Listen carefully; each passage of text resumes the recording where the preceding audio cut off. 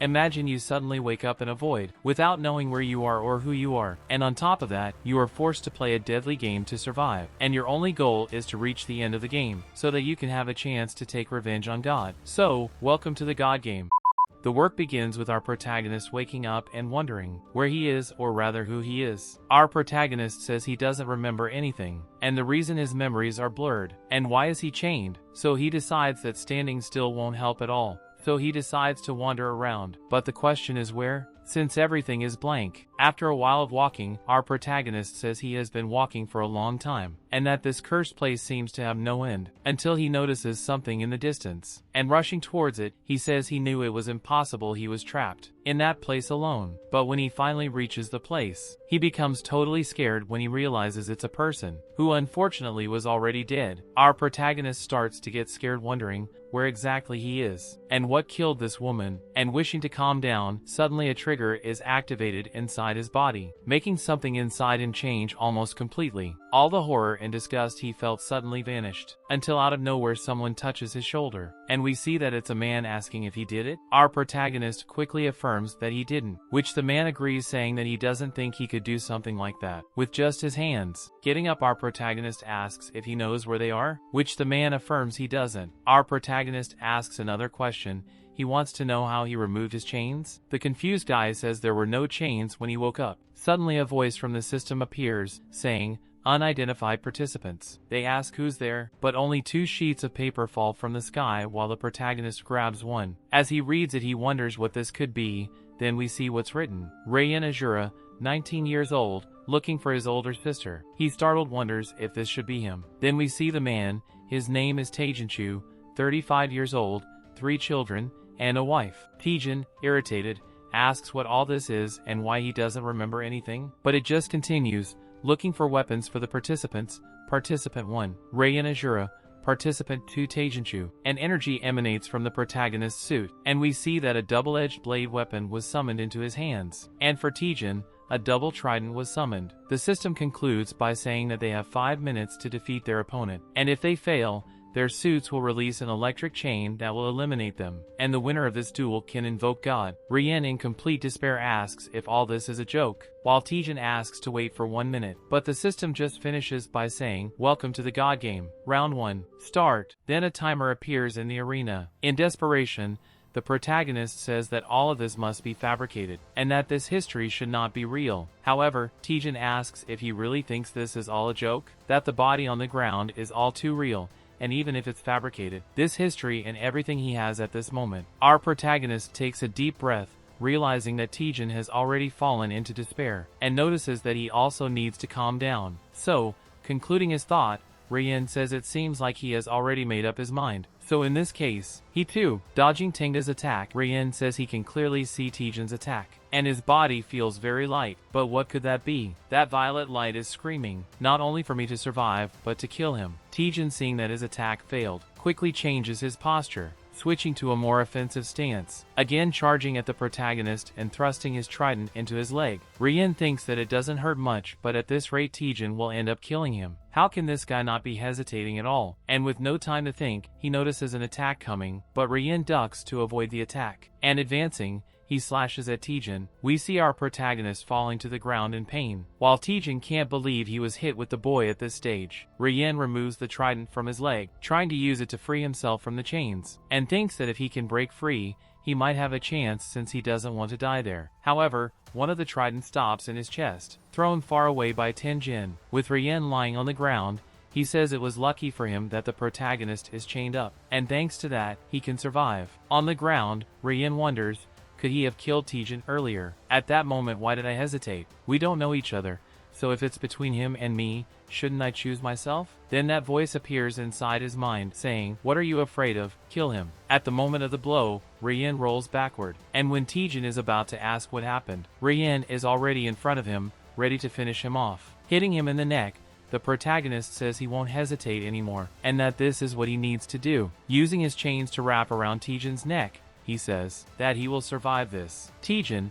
in tears, begs him not to do this, that he needs to go back to his family, and without any expression, the protagonist says, "I'm sorry," but I too. Then he steps on Tejan's back, making him fall to the ground, and exerting a lot of force. He finishes Tejan off. After the victory over his body, the protagonist thinks that for some reason he felt nothing when killing this man. He goes to his pocket and retrieves his paper, and begins to read Tejan's information, while thinking that he did what was necessary. And as he leaves, he says that now he needs answers, and then he will make those who put them in this hell pay. Suddenly a light appears in the arena and Rian asks who it is. The voice identifies itself as God. A force arises in the arena, causing our protagonist to kneel, while Rian thinks, so this is how it looks. God asks how he feels, making Rian have a flashback of what just happened, and saying that he feels terrible about it all. God analyzes him, seeing his true feelings, saying it was too good and that he has never felt so alive. God tells our protagonist that this is very fun, that his mind speaks a different truth from his heart. Rian asks, where is this place? God says it's the domain he created for this match, and that 2 million souls were brought to this ground. The protagonist angrily shouts why he doesn't remember anything and why he's here. God says that he finally asked the right question and says, 2 million souls, 1 game, and 1 wish. This is your game and only one can obtain the prize. Rian, bewildered, wants to know why he's doing this, and God, with a bored expression, says for pure entertainment, of course, for me and for others. And the further he goes, the more he'll discover